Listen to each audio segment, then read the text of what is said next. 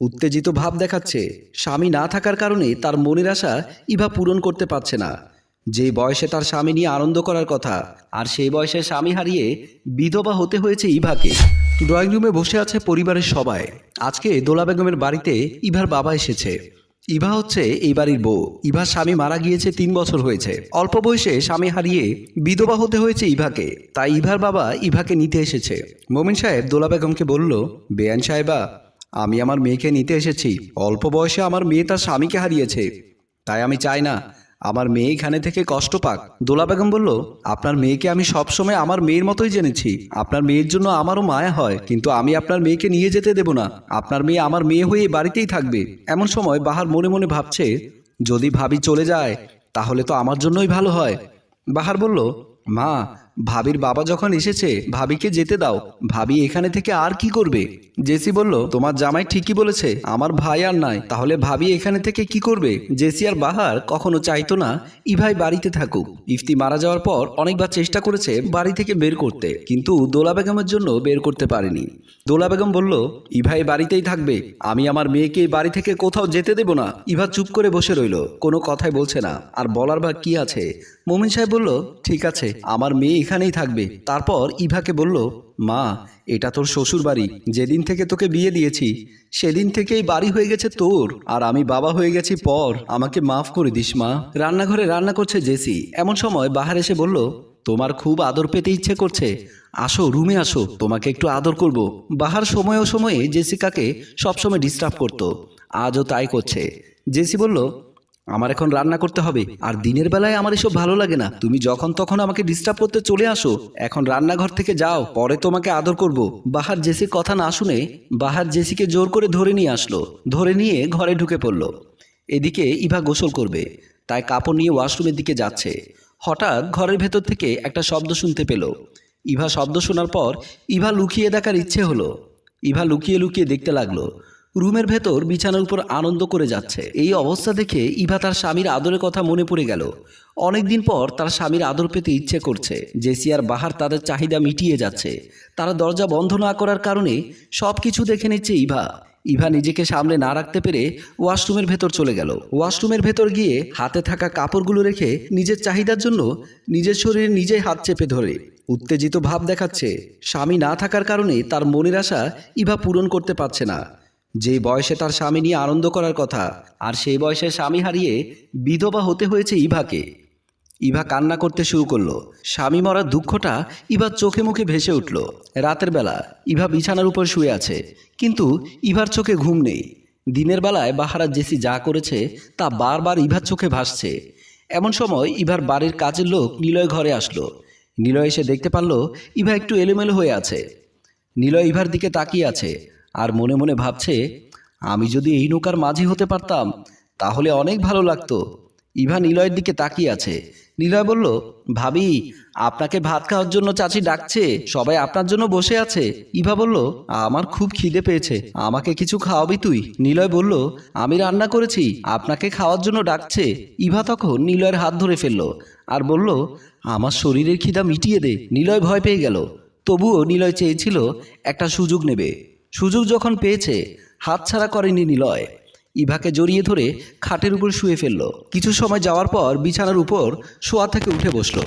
এলোমেলো ভাবে আছে ইভা। নিলয় বলল, আমাকে মাফ করে দিয়েন, আমি আপনার সাথে এমন করতে চাইনি, কিন্তু আপনাকে দেখে আমি নিজেকে ধরে রাখতে পারিনি, আমি এই ভুল করে ফেলেছি।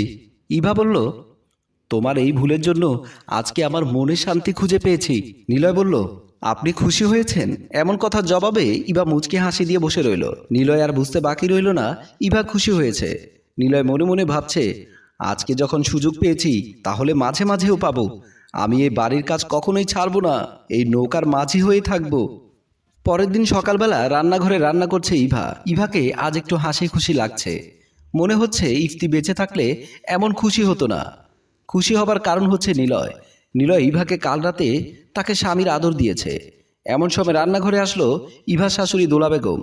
ইভাকে দেখে বলছে, তোমাকে আজ খুব খুশি লাগছে, তুমি এত খুশি হয়েছো কেন তা আমি জানি না, তবে আমি চাই তুমি এই খুশি নিয়ে থাকো। ইভার শাশুড়ি ইভাকে খুব ভালোবাসতো। যখন যা দরকার পড়তো ইভার শাশুড়ি ইভাকে দিত। ইভা মনে মনে ভাবছে, আমার এই খুশির কারণ যদি আপনি জানতেন তাহলে আপনি আমাকে এই বাড়ি থেকে বের করে দিতেন। দোলা বেগম ইভাকে বলল, মা, আমি আজকে একটু তোমার ছোট খালার বাড়ি যাব। তুমি কি আমার সাথে যাবে? তোমাকে একা রেখে যেতে মন চায় না।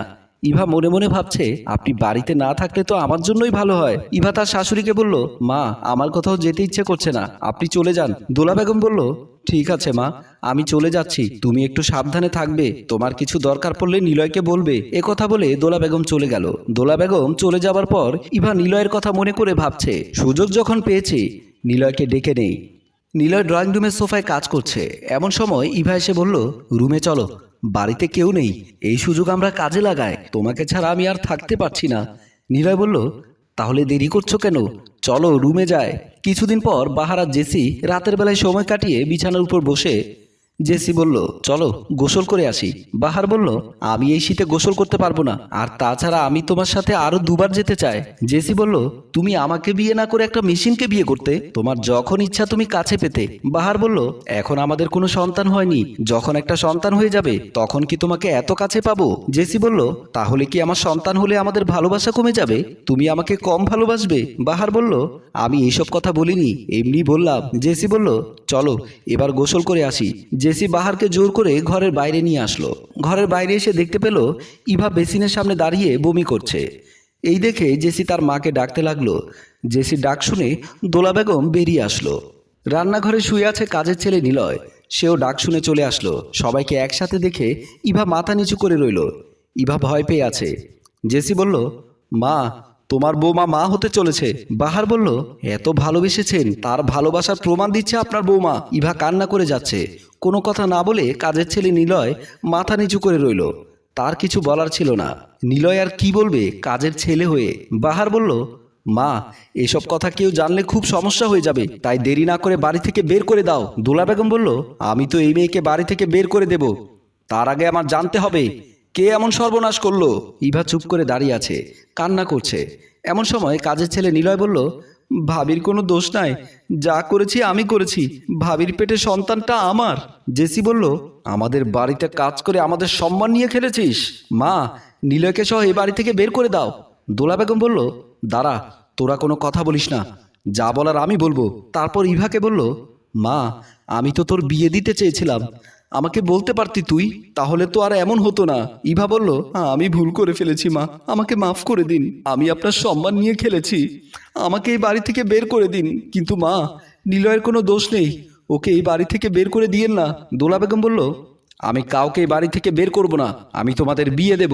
সম্মানিত ভিউয়ার্স, গল্পটি আপনাদের কাছে কেমন লেগেছে? যদি ভালো লেগে থাকে তাহলে লাইক, কমেন্ট, শেয়ার করে পাশেই থাকুন। ধন্যবাদ।